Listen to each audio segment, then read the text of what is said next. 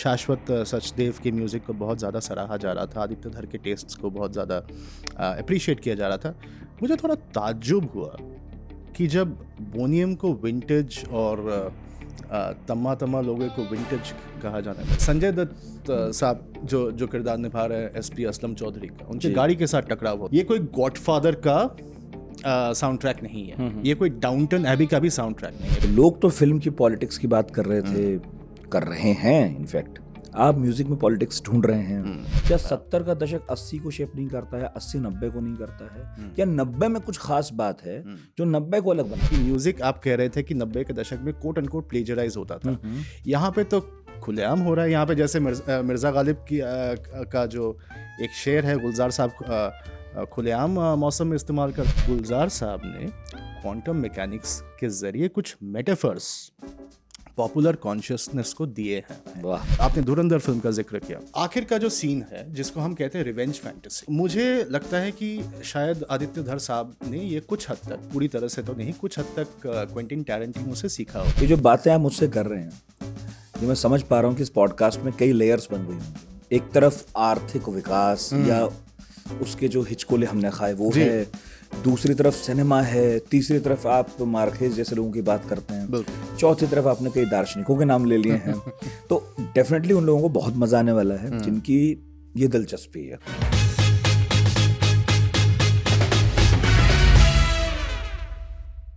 Gangs of Wasseypur के एक चर्चित सीन में रामाधीर सिंह ने हमें बताया था कि सिनेमा का समाज से रिश्ता क्या है। अब पापा की दी गई घुड़की का कमबैक देना है तो दिलीप कुमार के अंदाज में कोई डायलॉग बोलिए, या गर्लफ्रेंड के साथ किसी डेट पर निकले हैं तो उसकी आंखों में झांकते हुए शाहरुख खान टाइप कोई डायलॉग बोलिए। हिंदुस्तानी समाज में, हिंदुस्तानी लोगों में फिल्में बहुत गहरे रची बसी हुई हैं। बहुत सारे लोगों के लिए दुनिया देखने का जो एक विंडो रहा है, जो एक खिड़की रही है, वो फिल्में ही रही हैं काफ़ी वक्त तक, इनफैक्ट 90s तक, जब तक हम लिबरल नहीं हो गए। हमने अपने देश में अतरंगी कोल्ड ड्रिंक्स, स्नैक्स, ब्रांड्स नहीं देखे थे, तब तक हम फिल्मों में ही उन्हें देखा करते थे। आज लेकिन वो लौटने लगे हैं, यानी कि 90 का दौर, 90 का जो दशक है, उसके जो रेफरेंसेस हैं, उसके जो गाने हैं, फिल्मों के जो कुछ सीन्स हैं, आज वो मीम बनकर फिर लौटे हैं। हमने उनका स्वागत किया है, खूब वायरल हो रहे हैं और चर्चा होने लगी है कि आखिर क्या था उस दशक में ऐसा कि हमें वो भुलाए नहीं भूलता है। उस दौर में बड़े हो रहे बच्चे जो आज मम्मी पापा खुद बन गए हैं, अब भी जब भी उस दौर का कोई ऐड देखते हैं, कोई मूवी देखते हैं, कोई गाना देखते हैं, तो थिरक जाते हैं वो लोग। उन्हें याद आने लगते हैं अपनी सारी वो शामें जो उन्होंने मैदान में खेलते हुए बिताई थी, या वो शुक्रवार की शाम भी जब टीवी पर फिल्म आया करती थी। आज हमने सोचा पढ़ाकू नितिन में उस दौर को जिया जाए। एक मौका मिला, बहाना मिला। हमारे दोस्त हैं अरूप चटर्जी, उन्होंने एक आर्टिकल लिखा पिछले दिनों, और धुरंधर फिल्म अगर आपने देख ली है पार्ट 2, तो उसमें बहुत सारे ऐसे गाने हैं जो हिंदी फिल्मों से आए हैं 90 की। तो चर्चा होने लगी कि आखिर क्या है इन गानों में कि आज कितनी बड़ी फिल्म में उनका यूज़ हुआ है। अरूप ने बहुत इंटरेस्टिंग लेख लिखा, उसके कनेक्शंस बताए हैं कि क्यों इस फिल्म में इन गानों का उपयोग हुआ है, क्या रेफरेंस है। और एक्चुअली जब आप इसमें गहरे उतरेंगे, इस पॉडकास्ट में कोशिश करेंगे, तो ये भी जानेंगे कि इसके पीछे की पॉलिटिक्स क्या है, इकोनॉमिक कारण भी हैं इसके। और अरूप पढ़े लिखे व्यक्ति हैं, प्रोफेसर हैं, ओपी जिंदल यूनिवर्सिटी में पढ़ाते हैं और 3 किताबें लिख चुके हैं। तो उनसे उम्मीद भी यही है कि जब वो किसी टॉपिक को पकड़ते हैं तो उसका रेशा रेशा खोलते हैं। तो स्वागत करते हैं हमारे पुराने मेहमान और मित्र अरूप चटर्जी का। बहुत बहुत शुक्रिया नितिन जी। आज मैं आया हूँ आपके सहपाठी के तौर पे, एक अध्यापक की तरह नहीं, एक प्रोफेसर की तरह नहीं, क्योंकि जिस दशक के बारे में आपने इतनी वर्णना दी खूबसूरती से, उसमें हम काफ़ी लोग बड़े हो रहे थे। सुनने में आया है कि पढ़ाकू नितिन के कुछ खास व्यक्ति भी उस दौर में बड़े हो रहे थे। तो ये दशक हमारे जीवन से इतनी गहराई से जुड़ा हुआ है। कहा जाता है कि एक हमारे प्रधानमंत्री साहब ने एक वाक्य का इस्तेमाल किया था, उनका नाम था पीवी नरसिम्हा राव। अब वो वाक्य है सर्वनाशे समुत्पन्ने अर्धम त्यजति पंडितः।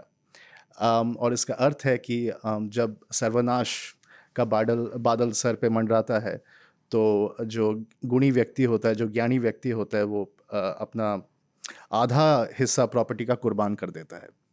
ये 91 में हुआ। 91 में मई के महीने में एक अद्भुत घटना घटी। तब हमारे प्रधानमंत्री थे श्री चंद्रशेखर साहब और वित्त मंत्री थे यशवंत सिन्हा। 47 टन सोना एयरलिफ्ट करके भारत से बैंक ऑफ इंग्लैंड में पहुंचा दिया गया। काफ़ी सीक्रेटली किया गया ये काम। और एक चुटकुला है या एक एपोक्रिफल स्टोरी है जिसको हम वेरीफाई नहीं कर सकते कि अम, जो जिस बक्से में उस सोने को ले जाया गया, भारत के पास वो बक्सा खरीदने के लिए भी पैसे नहीं थे। हालांकि ये एक एग्जैजरेशन है, लेकिन कुछ महीनों बाद जब पीवी नरसिम्हा राव प्रधानमंत्री बने और श्री मनमोहन सिंह वित्त मंत्री बने, तो 20 टन सोना और बैंक ऑफ इंग्लैंड में पहुंचाया गया। तो ये जब दौर में हम बड़े हो रहे हैं या हम दुनिया को देख रहे हैं भारत के इस फाइनेंशियल कंडीशन के थ्रू, तो आप एक आकलन लगा सकते हैं कि हमारा साइकोलॉजिकल कंडीशन कैसा होगा। मतलब हम अपने मुल्क के बारे में क्या सोच रहे हैं, हम अपने समाज के बारे में क्या सोच रहे हैं। हमें बताया जा रहा है या बताया नहीं जा रहा है, रोका जा रहा है उस खबर को कि काफ़ी हद तक हमारा प्रॉपर्टी कुछ दिनों के लिए गिरवी रखा जा रहा है।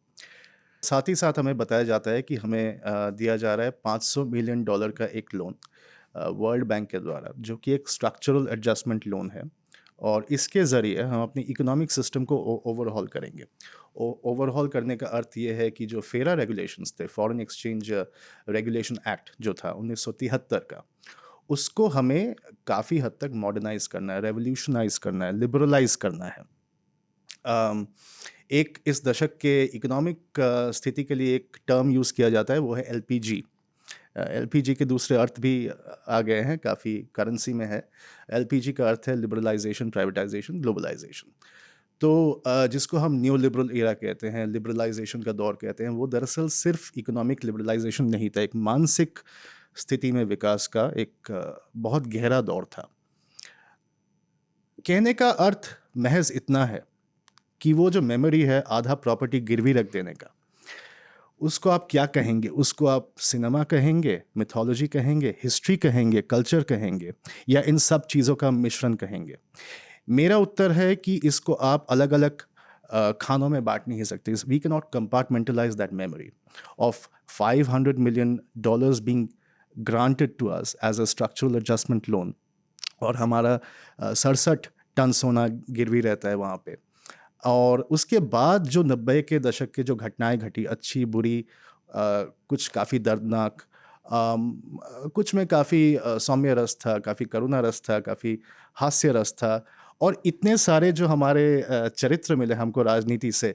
मैं नीचे देख रहा था, आपका पावर कॉरिडोर आई थिंक बना हुआ है, तो 90 के दशक में आपने देखा होगा कितने सारे प्रधानमंत्री थे हमारे पास। शुरुआती दौर में थे वीपी सिंह। हालांकि इसमें मैं बाद में आऊँगा कि वीपी सिंह को मैं क्यों इंक्लूड कर रहा हूँ इसमें। वीपी सिंह के साथ साथ इनफैक्ट आप राजीव गांधी को भी इंक्लूड कर सकते हैं। चंद्रशेखर साहब आते हैं, पीवी नरसिम्हा राव साहब आते हैं, अटल बिहारी वाजपेयी साहब आते हैं, देवेगौड़ा गुजराल, फिर वाजपेयी साहब और मनमोहन सिंह जी। तो इतना लंबा जो दशक जो अभी भी ख़त्म नहीं हुआ है, क्योंकि 90 को हम एक और ख़ास करके मैं एक सिर्फ टेम्पोरल यानी टाइम ओरिएंटेड फेज नहीं देखता हूँ कि एक दशक 90 में शुरू हुआ और 2000 में ख़त्म हो गया। ये एक स्पेस है, ये एक टाइम है, ये एक हिस्टोरिकल फेज़ है जो अभी तक ख़त्म नहीं हुआ है। हो सकता है आज के पॉडकास्ट में मैं इस चीज़ का जिक्र करूं कि हिस्ट्री का अर्थ क्या है, हिस्ट्री कौन डिसाइड करता है, हिस्टोरिसिटी क्या होती है, क्या हिस्ट्री एक विज्ञान है, क्या हिस्ट्री महज एक क्रोनोलॉजी ऑफ इंसिडेंट्स है, क्या हिस्ट्री कोई भी लिख सकता है या हर कोई नहीं लिख सकता। हो सकता है इन चीज़ों पे चर्चा आज हो, परंतु 90 इतिहास का एक पूरे विश्व में और ख़ास करके हमारे लिए बहुत महत्वपूर्ण दौर है जो अभी भी ख़त्म नहीं हुआ है। इसका एक पैरेलल हमें मिलता है वर्ल्ड हिस्ट्री में, और जो कि कहा जाता है 19th century, in fact the long 19th century. Long 19th century इसे क्यों कहा जाता है? क्योंकि सामाजिक विकास में, इकोनॉमिक विकास में कल्चरल विकास में, इनफैक्ट कि म्यूज़िक, आर्ट्स और टेक्नोलॉजी के विकास में हमें एक पैटर्न देखने को मिलता है ब्रिटेन में, यूरोप में भी, कुछ हद तक अमेरिका में भी, जो 1770 या 80 के दशक से शुरू होता है। अमेरिकन डिक्लेरेशन 1776-75, फिर फ्रेंच रेवोल्यूशन देखने को मिलता है हमें 1789 में, और वो दौर ख़त्म होता है, ऐसा कहा जाता है, 1914 या 1920 में। तो यदि हमारे पास एक पैरेलल है वर्ल्ड हिस्ट्री में या वर्ल्ड कल्चर में कि एक लॉन्ग 19th सेंचुरी नामक एक प्रक्रिया, एक फिनोमेनन हमारे सामने है, तो क्यों ना हम 90 को भी एक लॉन्ग 90s के लेंस से देखें। तो ये मेरा मोर और लेस एक वक्तव्य है। और जब चूँकि आपने शुरुआत में ही सिनेमा का ज़िक्र किया, इस लॉन्ग फेज़ में जभी भी हम कोई भी कल्चरल आर्टिफैक्ट को देखते हैं, चाहे वो एक वर्क ऑफ आर्ट हो, एक पेंटिंग हो, इनफैक्ट एक कविता हो, एक गज़ल हो, श्री अटल बिहारी साहब जी का लिखा हुआ कोई उनका मन से पढ़ा हुआ कोई कविता हो, या फिर एक फ़िल्म हो जैसे सरफरोश, या दिल चाहता है जो एकदम 90 के बिल्कुल दशक के आखिर में आता है, या मिथुन चक्रवर्ती का कोई फ़िल्म हो, या हम आपके हैं कौन हो, या दिलवाले दुल्हनिया हो। हम कोई भी ऐसा फ़िल्म देखते हैं या कोई कुमार सानू का गाना सुनते हैं, अलका याग्निक जी का कोई गाना सुनते हैं, मुझे लगता है कि हम उसमें 90 को देख पाते हैं। तो ऐसा नहीं कि हम आर्ट वर्क्स को 90 में देख रहे हैं, हम 90 को आर्ट वर्क्स में देख रहे हैं। यानी 90 का जो दशक है, आपने धुरंधर फ़िल्म का ज़िक्र किया। धुरंधर फ़िल्म मैंने देखी है या नहीं देखी है ये बताना ज़रूरी नहीं है, क्योंकि ये फ़िल्म अपने आप में एक मुद्दा बन गया है कि फ़िल्म देखा है कि नहीं, वो अपने आप में एक टेक्स्ट है आज। तो हम उस टेक्स्ट में नहीं जाएँगे, क्योंकि उसके अलावा हमारे पास काफ़ी दिलचस्पी की चीज़ें हैं। तो धुरंधर या कोई और दूसरा जब फ़िल्म एक वहाँ के एक आर्टिफ़ैक्ट को उठा के टुकड़ों में, वो भी जिसको हम पास्टिश कहते हैं, टुकड़ों में उठा के जब दोबारा से प्रसारित कर रहा है 2026 में, ना सिर्फ हम 90 को दोबारा से जी रहे हैं, हम दोबारा से अपने एंग्जाइटीज़, अपने मेमोरीज़, अपनी आशाओं को, अपनी आकांक्षाओं को, अपने जो भूली बिसरी यादें हैं उनको, अपने उस दशक के जिन चीज़ों ने हमें हॉन्ट किया, बहुत डराया, उन चीज़ों को और उस दशक की सारी खुशियों को हम दोबारा जी रहे हैं। कहने का अर्थ है कि ये सारे आर्ट वर्क्स एक एलेगरी का काम कर रहे हैं। एलेगरी अर्थात 1984 आप पढ़ेंगे जॉर्ज ऑरवेल का लिखा हुआ, या एनिमल फार्म आप पढ़ेंगे, ऐसी किताबें एक एलेगरी का काम करती हैं। एक संस्था है 1984 में जिसका नाम है इंकसॉक।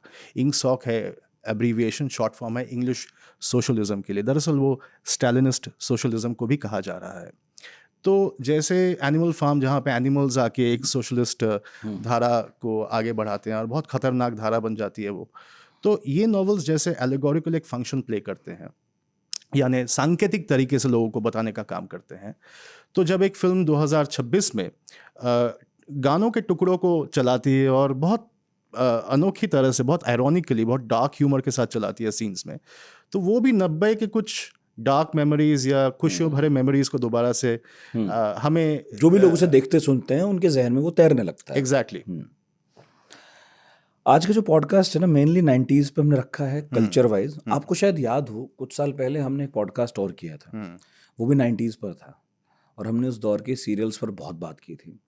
और इनफैक्ट मैं बोलना चाह रहा था कि और इनफैक्ट वो मेरा आपके साथ दूसरी मुलाकात थी इस शो पे, और वो आपके रेडियो जो एप्पल आई प्लेयर होता है उसमें नंबर 1 पे पहुंच गया था। बिल्कुल, एप्पल पॉडकास्ट की लिस्ट में इंडिया में हम नंबर 1 पर थे वो एपिसोड। उसमें हमारे साथ एक और मेहमान थे जिन्होंने दूरदर्शन में एक बड़ा पद संभाला था, और वो जो शोज थे जो हमारी मेमोरी का हिस्सा हैं, उन्हें कमीशन करने का काम किया था उन शोज को, तो वो बड़े महत्वपूर्ण थे। तो उन्होंने बताया कैसे शक्तिमान बना या दूसरे सीरियल्स। पर तब तो सीरियल की बात थी, आज कल्चर की बात है। मैं ये समझना चाह रहा हूँ कि आप जो कह रहे हैं कि 90s एक तरह से कहीं गया नहीं है, बल्कि 90s शेप कर रहा है बाकी डेकेड्स को, आज तक कर रहा है। मुझे थोड़ा ये समझना है कि क्या ये सब पर लागू नहीं है? क्या 70 का दशक 80 को शेप नहीं करता है, 80 90 को नहीं करता है, या 90 में कुछ खास बात है जो 90 को अलग बनाती है? बिल्कुल, बहुत वाजिब सवाल है। मैं इसके बारे में बहुत सोचता भी हूँ। एक तो मैंने आपको एक अपने पहले उत्तर में ये कह ही दिया कि हमारे पास 90 के दशक में इतने सारे प्रधानमंत्री मिलते हैं।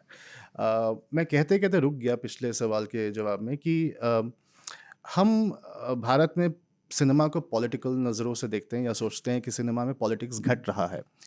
धुरंधर के बारे में बातें हो रही हैं कि this is a political film और उसकी अपनी आइडियोलॉजी है, किसी पक्ष के फेवर में वो काम कर रहा है। हमारे मुल्क में या काफ़ी सारे और देशों में भी, साउथ एशिया में जनरली ये भी पाया जाता है कि politics is also cinema by other means. और ये सिर्फ प्राइम टाइम टेलीविज़न आने के बाद से नहीं हुआ है, ये 90 के दशक में ही शुरू हो गया था, क्योंकि तभी से हमने ये जो 24/7 न्यूज़ टेलीविज़न के इसकी जो नींव थी, ये तभी रख दी गई थी। और पॉलिटिक्स भी एक तरीके का एजुकेशनल एंटरटेनमेंट सा बनने लगा था लोगों के लिए। तब आज तक 9 बजे आता था, एक आज तक एक शो हुआ करता था, इनफैक्ट जितना मुझे याद है, I DD may be Metro wrong, पर आती है। डीडी मेट्रो पे आता था। तो इतना खूबसूरत जो मेमोरी है, और उसके साथ उस आज तक में जो भी दिखाया जाता था वो चीज़ें इंक्लूड हमारे मेमोरीज में हो गई हैं। 90 में इतने सारे प्रधानमंत्री हमको मिले, 90 ने हमको एक बहुत डिफ़िकल्ट इकोनॉमिक मेमोरी दिया, 90 ने बहुत प्रोमिसेस दिए हमको। हाँ। बहुत ज़्यादा होपफुल एक डेकेड था। तब हम 90 के दशक ने हमको सचिन तेंदुलकर भी दिया। 90 के दशक ने हमको श्रीमती लता मंगेशकर जी का एक दूसरा अवतार भी दिया। तब वो हमारे सामने एक नए चेहरे में लौट के आई। 90 के दशक में किशोर कुमार साहब नहीं रहे, लेकिन 90 के दशक ने हमें कुमार सानू दिया। अलका याग्निक जी उभर के आए, उदित नारायण साहब उभर के आए, तो ये इन्होंने गानों में अपनी जान डाल दी। 90 के दशक ने हमें रन आउट दिया क्रिकेट में पहली बार, जब ऐसा रन आउट जो आप रिप्ले से जज कर सकते हैं, तो टीवी रिप्ले आने लगा। मैं जानबूझ के बहुत टुकड़ों में ये बातें कह रहा हूँ, मैं जानबूझ के इनको सजा के नहीं पेश कर रहा हूँ, क्योंकि ये मेमोरीज भी हमारे दिमाग में उसी तरह से काम ऐसे करते ही हैं, आती बहुत हैं। बहुत हैफजर्डली काम हाँ करते हाँ हैं। हाँ, बिल्कुल। और कभी कुछ कौन था, कभी कुछ कौन था। हाँ। एग्जैक्टली क्योंकि ऐसे बात करने के लिए तो फिर पूरा एक रिसर्च पेपर तैयार करना पड़ेगा, बहुत लंबा जो चौड़ा। कि मैंने किया भी है, और हाँ। जिस पे शायद हम आएंगे। तो 90 के दशक ने हमें जेन्युइनली ऐसा बहुत कुछ दिया जो हमने पहले एक्सपीरियंस नहीं किया था। और एक चीज़ जो 90 के दशक ने मोस्ट प्रोबेबली हमको दिया, वो है डेमोग्राफिक डिविडेंड। हम डेमोग्राफिक डिविडेंड की बात कर रहे थे, मुझे नहीं मालूम, क्योंकि मैं इस विषय पे एक्सपर्ट नहीं हूँ, कि हमें कितना इसका मुनाफा मिला, कितना नहीं मिला। पिछले 5-7 सालों से बात हो रही थी डेमोग्राफिक डिविडेंड का, बहुत अच्छा हमें भारी भरकम एक प्रॉफिट मिलेगा। लेकिन डेमोग्राफिक डिविडेंड सेट 90s में ही हुआ था। आज का जो हमारे देश का जो पॉपुलेशन है, जो मेजॉरिटी ऑफ पॉपुलेशन है, वो शायद 35 से 40 के बीच में होगा, जो औसतन एज है। दिस इज़ माई स्पेक्यूलेशन, ये मैं कुछ सालों के पहले के आंकड़ों से भी शायद बोल रहा हूँ। तो कॉमन सेंसिकली मैं कह सकता हूँ कि इनकी या तो पैदाइश या अपब्रिंगिंग 80 के दशक में, लेट 80 के दशक में या 90s में हुआ होगा। तो इनके जहन में मेमोरीज बहुत ज़्यादा स्ट्रॉन्ग है, और जाहिर है ये अपने नॉस्टैल्जिया को दोबारा से जीते हैं। मैंने आपको फेरा रेगुलेशंस की बात कही थी। फेरा रेगुलेशंस के तहत इकोनॉमिक अगर आप कोई भी लेन देन करते इससे पहले लाइसेंस राज के द्वारा, तो लीगली उसमें बहुत क्रिमिनलाइजिंग एलिमेंट्स थे। यानी अगर आपसे कोई भूल चूक हो गई, या आपने कोई कहीं से कुछ बोनाफाइड गलतियां अगर आप कर बैठे, तो आप क्रिमिनलाइज्ड हो सकते थे। 1999 में हमें फेमा रेगुलेशंस मिलते हैं, फॉरेन एक्सचेंज मैनेजमेंट एक्ट, यानी रेगुलेटरी फ्रेमवर्क से हम एक मैनेजरियल फ्रेमवर्क में जा रहे हैं। 1998 में भारत ऑपरेशन शक्ति अकॉम्प्लिश करता है। 1999 में भारत का जो आखिरी, मेरे ख्याल से जो युद्ध हमने लड़ा था, उसके बाद भी हम लड़े हैं, लेकिन वो हमारे मेमोरी में एक पहला टेलीवाइज्ड युद्ध है, जो कि है कारगिल वॉर 99 में। और 99 में हम कांदाहार हाईजैक भी देखते हैं, परमाणु परीक्षण भी देखा है, एग्जैक्टली 1998, बाबरी विध्वंस भी देखा है, बहुत चीजें हैं। तो ये मेमोरीज तो हमारे सिलेक्टिव हैं, मेमोरीज तो हमारे पॉलिटिकल हैं, हम सारे। और हाँ, विस्फोट भूल गए हम, दंगे हैं मुंबई में, विस्फोट हैं, सीरियल ब्लास्ट बहुत सारे हैं। एग्जैक्टली तो वो जो आप कह रहे थे वो मैं समझ रहा हूँ कि 90 जो है दुख और सुख का एक संगम है। लेकिन मेरा सवाल फिर वही है कि पिछला दशक अगले को शेप करता है। आप कह रहे हैं 90 ने जो कुछ दिया उसने अब इन जो 2-2.5 दशक है इनको शेप किया। कहीं हमें तो नहीं लगता ये सिर्फ क्योंकि हम अब वो लोग हैं जो 90 में बड़े हो रहे थे और अब अलग अलग सेक्टर्स में कुछ डिसाइसिव पोजीशंस पर हैं। नैरेटिव भी हम लोग बिल्ड कर सकते हैं, हम आपस में इतनी बातें करते हैं क्योंकि हमारे दौर में सूचना क्रांति हो गई है। तो कहीं ऐसा तो नहीं है कि जो हमें 90 के बाद वाले सुन रहे हों वो उसी तरह से लेते हों जैसे हमारी आदतें हैं अपने से पहले वालों को लेने की, कि यार ये 90 को लेकर बहुत ब्रैग करते हैं, इतना भी बड़ा कुछ नहीं हुआ है। Yes and no.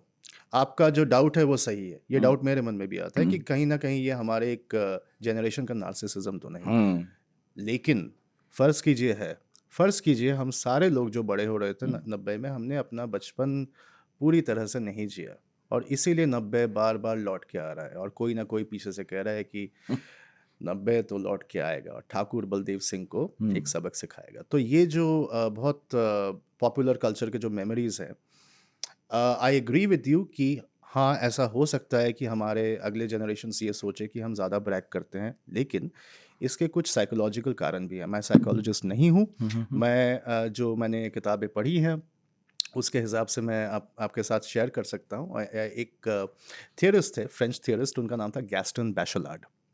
उन्होंने एक किताब लिखी पोएटिक्स ऑफ स्पेस। तो हमारे अगर यहाँ पे जो श्रोता हैं उनमें अगर मिशेल फुको, जैक डेरिडा ऐसे लोगों के लिए कोई भी सहानुभूति है तो आई एम श्योर वो गैस्टन बैशेलार्ड को बहुत एंजॉय करेंगे। और लेफ्टिस्ट्स के लिए भी गैस्टन बैशेलार्ड एक ख़ास चेहरा बने थे एक ज़माने में। गैस्टन बैशेलार्ड, ऑनरी लेफेरे जिन्होंने प्रोडक्शन ऑफ स्पेस लिखा।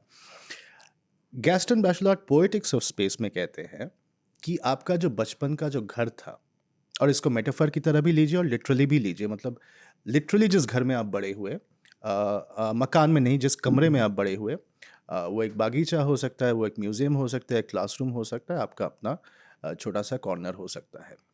वो आपका पहला जीवन का प्रेम है, वो आपका पहला जीवन का डे ड्रीमिंग का स्पेस है। प्रेम तो मैंने बॉलीवुड की भाषा में कह दिया, लेकिन डे ड्रीमिंग का स्पेस जिसको वो ओनेरोटोपिया कहते हैं। मिशेल फूको का एक कॉन्सेप्ट है हेट्रोटोपिया, जहाँ पे बहुत सारे स्पेसेस एक साथ कनेक्ट हो जाते हैं, जैसे एक म्यूज़ियम, एक गार्डन, बहुत किस्म के फूल पत्ते आ जा रहे हैं वहाँ पे। म्यूज़ियम में बहुत रेलिक्स, बहुत किताबें, बहुत आर्कियोलॉजिकल फाइंडिंग्स आ जा रहे हैं। पोएटिक्स ऑफ स्पेस में वो शब्द इस्तेमाल करते हैं ओनेरोटोपिया। तो 90s एक ओनेरोटोपिया है। अब इसको आप खारिज कर सकते हैं, जैसे मैंने कहा the easier way would be to say that no this is not material, लेकिन आप इसका मैनिफेस्टेशन देख रहे हैं, आप एक फिल्म को देख रहे हैं कि वो you cannot deny the economic और the commercial phenomenon that this film is.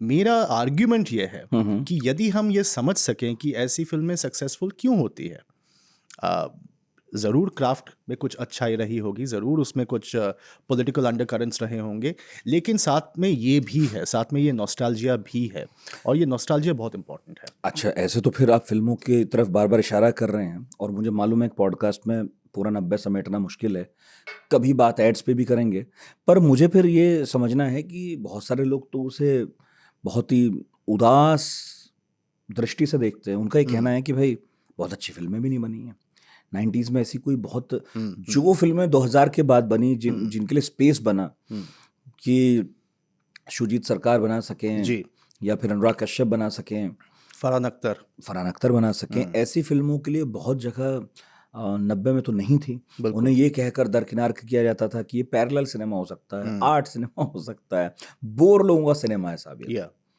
तो 90 ने उन्हें कोई बहुत ही सम्मान नहीं दिया, अवार्ड नहीं मिले, मेरा कहना मतलब दिल से अवार्ड नहीं मिले, वैसे जहाँ जहाँ मिलते रहे होंगे। जी हाँ। पर उसके बाद की जो पीढ़ी है उसने फिल्मों को थोड़ा सा वजन दिया ऐसे। बिल्कुल। तो मेरा ये कहना है कि सब कुछ तो अच्छा नहीं हुआ 90 में।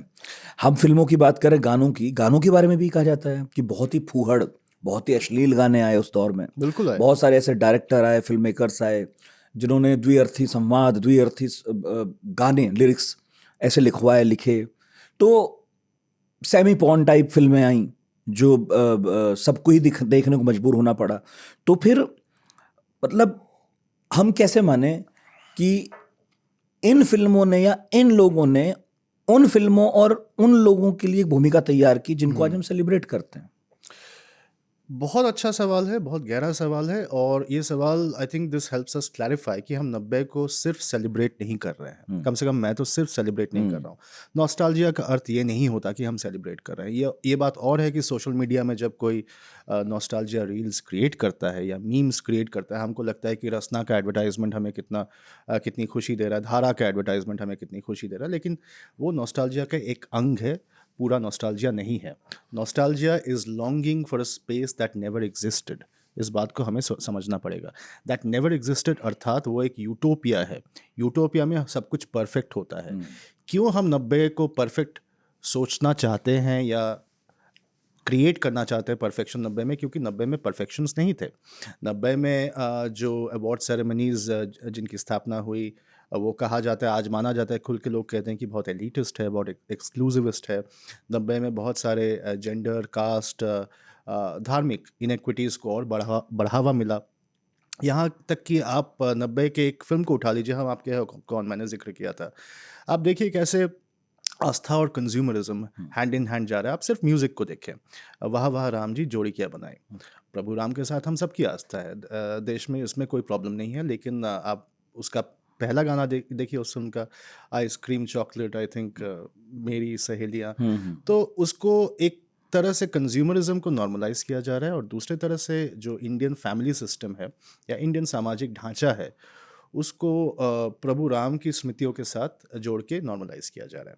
एक कोalition क्रिएट किया जा रहा है जो कि काफ़ी एक्सक्लूसिविस्ट है, अगर आप उसको बहुत स्कॉलरली उसका आकलन लें। लेकिन ये फिल्में लोग देख रहे हैं और बहुत सारे लोग देख रहे हैं, और ज़रूरी नहीं कि लोग देख रहे हैं तो फ़िल्म अच्छी है। मैंने कभी नहीं कहा कि फ़िल्म अच्छी है, मैंने ये भी नहीं कहा कि फ़िल्म बुरी है। मैंने महज़ ये कहा है कि आप एक बार श्रीमान आशीष नंदी के वक्तव्य को देखें, वो क्या कह रहे हैं। वो कह रहे हैं कि इंडियन सिनेमा, और ये वो 2000 के दशक में कह रहे हैं, and he is talking specifically about the 90s films. And I think it is my speculation कि उनके ज़हन में शायद राम गोपाल वर्मा की पिक्चरें हैं। हुँ, हुँ, इसके अलावा भी कुछ पिक्चरें होंगी, लेकिन अगर कोई आशीष नंदी साहब से पूछे, शायद वो ही has all the right to deny this. मुद्दा ये है कि वो कह रहे हैं कि Indian cinema represents the slums eye view of Indian politics. Indian politics से उनका अर्थ सिर्फ इलेक्टोरल पॉलिटिक्स नहीं है, समाज है, हुँ, परिवार है, धर्म है, सब कुछ है। तो इंडियन सिनेमा कैसे रिप्रेजेंट करता है स्लम्स आई व्यू? सत्या जैसी फिल्मों में तो लिटरली रिप्रेजेंट ही करता है, क्योंकि वहाँ से स्लम से ही एक अंडरवर्ल्ड उभर के आ रहा है, और वो स्लम वाले एक अपना माफिया, अपना वर्चस्व क्रिएट करना चाहते हैं। इसके अलावा जो रुचियाँ हम सप्रेस कर देते हैं, यानी कि आज के जेनज़ी की भाषा में अगर कहें, जो ट्रॉमा हम डंप करते हैं और जो गैसलाइटिंग हम करते हैं अपने से कम पावरफुल लोगों का, ये हम ट्रॉमा डंप करते करते करते करते एक नीचे स्तर तक ले जा रहे हैं। और जो सबसे निचला स्तर है, I am sorry to use that word, I ऐसे इस वोकैबुलरी का प्रयोग मैं जनरली करता नहीं हूँ, लेकिन हमें समझने के लिए करना पड़ेगा कि इकोनॉमिक जो सबसे नीचा तबका है, सामाजिक और राजनीतिक जो सबसे नीचा तबका है, जब हम ट्रॉमास अपने डंप करते करते वहाँ तक पहुँचा दे रहे हैं, उनको हम एक मनोरंजन का जो जरिया दे रहे हैं, वो है पॉपुलर सिनेमा, वो है बॉम्बे सिनेमा। हुँ, और इसलिए जब वो दर्शक ऐसे एक पिक्चर की तरफ आकर्षित होता है, हुँ, भले वो सोफिस्टिकेटेड हो, डीडीएलजे किस्म का, हालांकि उस पिक्चर में भी काफ़ी सारे दिक्कतें हमें आज देखने को मिलती हैं, या फिर जो थोड़ा सा एक किस्म से बी ग्रेड पिक्चर हो, हम किसी भी फिल्म के डायनामिक्स को इग्नोर नहीं कर सकते। हम भले ही ये कहें कि ये फिल्म बिल्कुल बुरा है, मैं कभी ऐसी पिक्चर नहीं देखूंगा, I have the right to say that. Ashish Nandy कह रहे हैं कि इस सोशियोलॉजिकल टेक्स्ट को आप इग्नोर मत कीजिए हुँ, कि फलाना ऑडियंस ऐसी फिल्मों को देख रहा है और हुँ, बहुत भारी संख्या में देख रहा है। क्यों देख रहा है, क्या रुचि लेके देख रहा है, और किस लैक को अपने जीवन में उसको भर रहा है इन भर फ़िल्मों रहा है से। वो देख के। तो इसमें सिर्फ जो बेसल एलिमेंट्स हैं, आपने जिक्र किया, ऐसा नहीं है कि सिर्फ बहुत ज़्यादा इनमें आई थिंक इनअप्रोप्रिएट चीज़ों को ही लोग देख रहे थे। काफ़ी कोट अनकोट अप्रोप्रिएट फिल्मों को भी लोग पसंद कर रहे थे, जिनमें हमें, मैंने एक पेपर लिखा है डीडीएलजे पे, जिसमें हमें बहुत ज़्यादा कंज्यूमरिज्म देखने को मिलता है जो हम तब रियलाइज़ नहीं किए। मैंने तो कम से कम रियलाइज़ नहीं किया। इनफैक्ट ये जब पेपर मैंने लिखा था, मैंने पेपर में भी इन अदर वर्ड्स लिखा था कि इस पिक्चर ने मेरी जीवन बदल दी। जनरली उस फ्रेज़ का मतलब होता है कि मैं इस ये पिक्चर देख के या ये किताब पढ़ के मैं बहुत खुश हुआ, लेकिन that is not what I meant. All I meant was this foundation, this decade has made us who we are, और हमारे काफ़ी सारे प्रेजुडिसेस और नॉर्मलाइज्ड जो बायसेस हैं वो भी 90s से आ रहा है। प्रोडक्ट प्लेसमेंट का वो दौर था। तो आज शायद पिछले 10 सालों में या 15 सालों में लोगों ने एक टैंग नामक एक प्रोडक्ट का नाम सुना होगा। टैंग आप देखते हैं पहली बार, कम से कम मैंने तो पहली बार देखा था दिलवाले दुल्हनिया में। टैंग केलॉग सीरियल आया था। ये चीज़ें कैसे नॉर्मलाइज हो गई। केलॉग से एक बहुत जबकि ऐसे में टोक के कह रहा हूँ क्योंकि बार बार आप उसी फिल्म का नाम ले रहे हैं, जब ये नदिया के पार है यही कहानी, जी जी उसमें आपको ये सब नहीं दिखता है। कहानी वैसी ही है, वही है बिल्कुल। लेकिन जो चीजें आप कह रहे हैं कि जिन्होंने जगह बनाई इस फिल्म में जी। और इस फिल्म के जरिए हमारी दुनिया में, हमारे असली दुनिया में, वो नदिया के पार जब आप देखोगे तो वो वहां नहीं है, अनुपस्थित है। दौर ही अलग है। आपने प्लेजरिज्म का एक शायद जी, उड़ता जी। उड़ता जिक्र किया था। तो म्यूजिक डायरेक्टर्स का जब नाम आता है, जतिन ललित हो, अनु मलिंद हो, अनु मलिक साहब हो, काफ़ी लोग कहते हैं कि अरे ये धुन वहाँ से लिया गया था, यहाँ से लिया गया था। लेकिन आप देखें कि जो बाजीगर पिक्चर है, शायद अनु मलिक साहब ने उसमें म्यूज़िक दिया है। वो लोग कह रहे हैं या कहते हैं कि डीन मार्टिन से वहाँ पे ये काली काली आंखें अरे जो गाना बिखरा है। पड़ा है यूट्यूब पे सब। लेकिन हाँ। लेकिन आपका ही जो थियरी है उसको मैं घुमा के कहता हूँ कि ये हेमंत कुमार साहब का भी गाना है, लहरों पे लहर, वो भी डीन मार्टिन से लिया गया है। तो क्यों ना हम हेमंत कुमार साहब का जिक्र करें, ना कि अनु मलिक साहब का। Anyway, to answer you in a more serious vein, मैं ज़्यादा सीरियसली अगर आपसे बोलूँ, एक तो दिलवाले का नाम मैं ले रहा हूँ क्योंकि इस पे मैंने एक पेपर लिखा था, history of retailing and consumption पे, और मेरा कहने का अर्थ था कि दिलवाले दुल्हनिया ले जाएंगे का जो प्लॉट है वो महज एक प्रेम कहानी नहीं है। वो एक जेंडर एमांसिपेशन का स्टोरी भी नहीं है। शायद उसमें वो एलिमेंट्स हैं, शायद उसमें कुछ इनअप्रोप्रिएट एलिमेंट्स भी हैं, लेकिन इसमें एक इकोनॉमिक एलिगरी है। इसमें इकोनॉमिक एलिगरी क्या है कि जो प्रोजेक्टेड एफडीआई इन्वेस्टमेंट था और जो रियलाइज्ड एफडीआई का जो इन्वेस्टमेंट था, वो मैं बताना चाह रहा था कि दोनों में बहुत ज़्यादा डेफिसिट था। हमें वर्ल्ड बैंक से लोन मिला क्यों?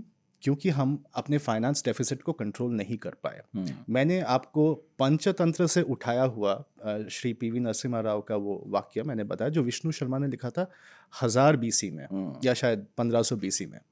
तो 1000 बीसी की किताब अगर 90 का टेक्स्ट हमारे लिए बन सकता है तो नदिया के पार हमारे लिए दिलवाले क्यों नहीं बन सकता? नंबर 1, आपके सवाल का जवाब ये है। नंबर 2, 90s के दशक में दिलवाले का नाम इसलिए भी आ रहा है। 90s के दशक में आप देखेंगे, और ये मैंने अपने पेपर में भी लिखा है, मेरा रिसर्च, चूंकि मैं इकोनॉमिस्ट नहीं हूँ, मैंने इकोनॉमिक एंड पॉलिटिकल वीकली के जितने भी उस दौर के रिसर्च थे, मैंने आर्काइवली उनको देख के मैंने ये आकलन लगाया कि ज़्यादातर एफडीआई हमारे पास एफएमसीजी में आ रहा था, क्योंकि फास्ट मूविंग कंज्यूमर गुड्स में।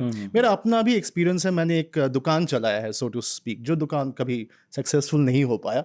तो मेरे भी सपने इन अ मैनर ऑफ स्पीकिंग वो पूरे नहीं हुए, या हमारा भी कुछ, हम सब का कुछ ना कुछ गिरवी रह गया कहीं ना कहीं। सपने, इकोनॉमिक्स, हमारी आइडियोलॉजी, हमारा पीस। तो दिलवाले में जो एफएमसीजी का जो हम ये प्रेजेंस देखते हैं, हम आपके है कौन में देखते हैं, बाकी फिल्मों में देखते हैं, ये एक्चुअली समाज के रियलिटीज़ को भी दर्शा रहा था। एफएमसीजी मतलब आप सिर्फ केलॉग्स, क्वालिटी वॉल्स, इन सब पे मत जाइए। आप ये देखिए कि न्यूलिबरलाइजेशन का जो प्रॉमिस है वो दरअसल फुलफिल नहीं हो रहा है। भारत में 0.5% एफडीआई था पूरे ग्लोबल स्फीयर का इन 1989। 1999 या 2000 तक वो बन के होता है 2.5%, वो भी बहुत ज़्यादा नहीं है। भारत का एफडीआई था 3.2 बिलियन रुपीस 1990 में। भारत का एफडीआई वो बढ़ के हुआ 132 बिलियन रुपीस, तो बहुत ज़्यादा इजाफा हमें देखने को मिलता। लेकिन चाइना का एफडीआई हमारा 7 या 9 गुना था। 2 आकलन लगाए गए थे, 7 या 9 गुना था। तो ये जो डेफिसिट है, इन सब को आप एलेगोरिकली फिल्मों में स्टडी कर सकते हैं, और ये कोई फ़ोर्स फीडिंग नहीं है, कोई ज़बरदस्ती मैं इंटरप्रेट नहीं कर रहा हूँ। मैं ये दिखाने की कोशिश कर रहा हूँ कि जो डायरेक्टर्स हैं, जो क्रिएटर्स हैं, वो किन-किन प्लॉट्स को किस लिए चूज़ कर रहे हैं। जब हम देखते हैं कि एक हिंदुस्तानी लेडी को हम विदेश लेकर जा रहे हैं ट्रेन में, उसका आप क्या अर्थ निकालते हैं? मेरा अर्थ ये निकलता है एलिगोरिकली कि भारत का एक अहम हिस्सा विदेश जा रहा है किसी प्रॉमिस को लेके, लेकिन वो प्रॉमिस कभी फुलफिल नहीं हो रहा है और इनइक्विटीज़ जैसे आपने कहा बहुत ज़्यादा बढ़ रहे हैं।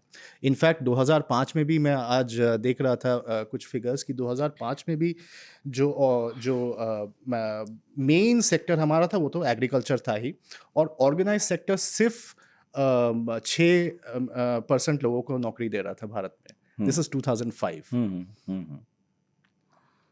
नहीं तो उस दौर में फिल्में बनाने वाले, लिखने वाले या जो भी लोग थे, वो भी उन परिस्थितियों से, स्थितियों से प्रभावित होते ही हैं। उनके जहन में वही सब चलता है तो वो फिल्मों में उतरता है।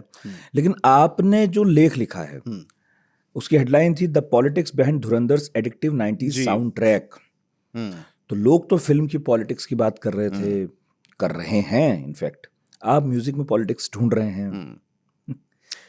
क्यों ढूंढ रहा हूँ, कैसे ढूंढ रहा हूँ, these are all important questions. पहला तो मैं एक पर्सनल कारण यह है कि धुरंधर पिक्चर मैंने देखा है या नहीं देखा है, इस विषय पे ही मैं नहीं जाना चाहता था, तो मैंने म्यूज़िक पे वो लिखा। थोड़ी बहुत म्यूज़िक की जानकारी रखता हूँ इसलिए मैंने वो लिखा, तो ये दूसरा कारण था। तीसरा कारण ये है कि म्यूज़िक को लेके मैंने नहीं देखा कि चर्चा उस तरह से हो रही थी। शायद अभी होने लगी हो, लेकिन मैंने तब तक नहीं देखा था जब तक मैंने लिखा था कि म्यूज़िक को लेके शाश्वत सचदेव के म्यूज़िक को बहुत ज़्यादा सराहा जा रहा था, आदित्य धर के टेस्ट्स को बहुत ज़्यादा अप्रिशिएट किया जा रहा था। मुझे थोड़ा ताज्जुब हुआ कि जब बोनियम को विंटेज और तम्मा तम्मा लोगों को विंटेज कहा जाने लगा, तो विंटेज शब्द का अर्थ कुछ और होता है। इसको रेट्रो भी कहना थोड़ा सा ज़्यादा मेरे लिए ज़्यादती होगी। तो फिर मैंने देखा कि हो क्या रहा है। एक तो जैसे मैंने कहा कि गानों को पैस्टिश की तरह लिया गया है, टुकड़ों में लिया गया है, और इसको कहते हैं ब्रिकोलाज। इस किस्म के नैरेटिव को कहते हैं ब्रिकोलाज। टुकड़ों में आप इतिहास से थोड़ा थोड़ा उठाते हैं। गैब्रियल गार्सिया मार्केज इसके उस्ताद थे। गैब्रियल गार्सिया मार्केज की कहानियों को पढ़ के आपको लगता है, ऐसा प्रतीत होता है कि आप हिस्ट्री पढ़ रहे हैं, लेकिन वो होता है एक इल्यूजरी दुनिया। इसी को कहते हैं वो जादू यथार्थवाद जी हिंदी हाँ, में। तो वो मैजिकल रियलिस्ट तो है गैब्रियल गार्सिया मार्केज। मैंने ये शब्द प्रयोग नहीं किया है अपने आर्टिकल में, लेकिन कहीं ना कहीं दिमाग में वो एक इल्यूजन लोगों का क्रिएट हो रहा है। वो एडिक्शन से एक इल्यूजन क्रिएट हो रहा है कि ये यथार्थ है। ये यथार्थ नहीं है। मैंने फिल्म नहीं देखी तो मैं फिल्म पे कमेंट नहीं करूंगा। अगर यथार्थ हो भी तो उसको भी आपको कन्विंस करना पड़ता है लोगों को कि हाँ ये यथार्थ है, और म्यूज़िक एक बहुत इंपॉर्टेंट जरिया बन रहा था धुरंधर के लिए। तमा तमा लोगे आता है जब ये मैंने देख के ये मैं जितना समझा अरे हूँ अगर कि देखी है संजय दत्त तो कौन सा पाप है, और नहीं बिल्कुल देखी नहीं, है तो कौन सा पाप कोई है। पाप नहीं है। तो मैं नहीं फिर मानता कि देखा या नहीं देखा कोई पाप है। तो मैंने मैंने देखा देखी नहीं। है, तो आप मैं ठीक कह रहे हैं, ऐसा ही हुआ है। मैं झूठ नहीं कहूँगा। हत्या हो गई है उसके बाद ही गाना आ रहा है। पहला वाला तो मैंने देखा है अवश्य। तो जब संजय दत्त साहब जो किरदार निभा रहे हैं एसपी असलम चौधरी का, उनके गाड़ी के साथ टकराव होता है और वहाँ पे वो गाना बजता है कि जले जो उनको और जले जो जिसको और जलाओ नाचो। तो ये गाना एक अजीब डार्क ह्यूमर क्रिएट करता है, और वैसा ही डार्क ह्यूमर पहले वाले में भी क्रिएट हुआ था जब हवा हवा चल रहा था हसन जहांगीर का, जब वो एक बलोच पेडलर्स को वो शूट करते हैं। और रास्पुटीन होता है जब आखिर में वो आईएसआई ऑफिसर इज़राइल के साथ कोई डील साइन कर रहा है, उसके ठीक बाद तुरंत बाद हम देखते हैं कि जो असली धुरंधर है, ये मैंने सुन के और रील देख के जितना मैं समझा हूँ, जो स्पॉयलर्स नहीं देना चाहता हूँ, जो फिल्म के असली धुरंधर है जो एक अंडरकवर एजेंट है, और इनफैक्ट जिन्होंने ये किरदार निभाया वो श्रीमान श्रीमती में भी थे। तो उनका एक अलग ही रूप हमें देखने को मिलता है, कुछ सिमिलर, कुछ बहुत ही अलग और कुछ बिल्कुल ही अलग। ये मेमोरीज भी लोगों के पास दोबारा लौट के आते हैं। वो एक डाइमिथाइल मर्करी के जरिए दाऊद को पॉइजन करते हैं। यहाँ पे मैं आपको ले जाता हूँ what I actually mean by politics. आखिर का जो सीन है जिसको हम कहते हैं रिवेंज फैंटेसी, मुझे लगता है कि शायद आदित्य धर साहब ने ये कुछ हद तक, पूरी तरह से तो नहीं, कुछ हद तक क्वेंटिन टैरेंटिनो से सीखा होगा। क्वेंटिन टैरेंटिनो जब ये पिक्चर आई थी इंग्लोरियस बास्टर्ड्स, उसमें आखिर में एक सीन है जहाँ पे हॉल के भीतर एडोल्फ हिटलर को और बाकी सारे वहाँ पे ऑडियंस को उस हॉल में ब्लास्ट कर दिया जाता है, या शायद आग लग जाती है हॉल में। और वहाँ पे एक एम्बिग्यूटी भी है कि हिटलर बचा कि नहीं बचा, लेकिन युद्ध तो ख़त्म हो गया है और आखिरकार उसके साथ वो जो क्रूर एक जर्मन एक जनरल है, उसके साथ एक डील साइन होती है अमरीकियों की। रिवेंज फैंटेसी है कि जो हिस्ट्री में घटा नहीं उसको आप घटाइए।